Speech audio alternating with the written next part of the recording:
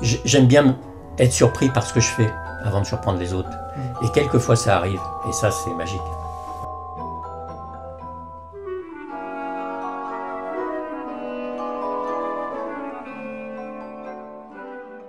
La réalité se charge de vous faire la vie belle quelquefois. Bon, alors qu'on ne l'aurait peut-être pas construite aussi belle avec ses propres idées. On a l'impression que les objets sont faits pour se rencontrer à un moment donné.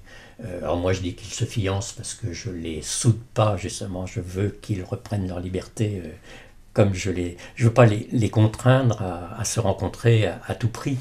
J'utilise des matériaux de toutes sortes, j'utilise pas que du métal, j'utilise pas que du bois, j'utilise véritablement du verre, des choses qui sont assez ingrates à travailler parce que justement ça se plie pas, ça se tord pas, donc il faut les utiliser tels qu'on les trouve. Mais j'utilise aussi des caoutchoucs qui là permettent par exemple de faire un lien entre deux formes justement qui ne se déforment pas, et quelquefois ça amène une ligne harmonieuse entre ces deux matériaux-là. Cet assemblage en particulier, je l'ai appelé la vie au grand air, donc c'est un nom tout à fait banal, mais si on regarde deux, trois petits éléments, si on regarde le poisson par exemple, la vie au grand air, c'est pas terrible pour un poisson. Et j'adore les paradoxes moi, donc quand on l'appelle la vie au grand air, en général les mamans disent à leurs enfants, bon t'as assez regardé l'écran, sors, ça va te faire du bien, va prendre un peu le bon air. Là, en l'occurrence, une maman poisson ne peut pas se permettre de dire ça à un poisson. J'ai modifié très légèrement les matériaux que j'avais sous la main.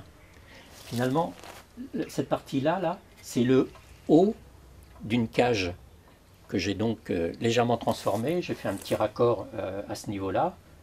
Et j'ai trouvé cette cage vide, forcément, doublement, parce qu'il n'y avait pas de fond. Donc effectivement, l'oiseau était doublement parti, s'il y en avait eu un jour. Et c'est les éléments de la cage de l'oiseau qui permet à l'oiseau de s'envoler, au lieu de le priver de liberté.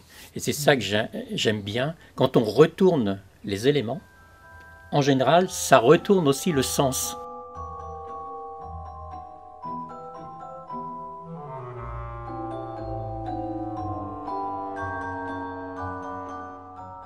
C'est l'autre personne qui va se charger de trouver quelque chose ou pas.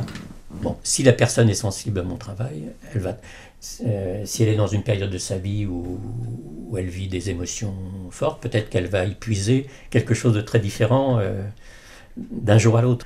Heureusement pour moi, quelquefois, mes petites bestioles que j'installe me sauvent du doute que j'ai, de plein de choses. Avant de faire une exposition, je doute.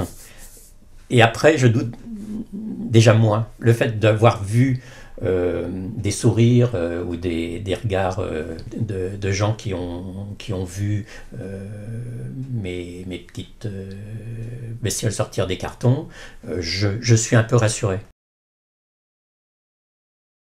C'est véritablement étonnant les choses que l'on peut découvrir en faisant des assemblages. C'est incroyable, j'en ai pas encore fait le tour, j'espère, et c'est pour ça que je continue, quoi.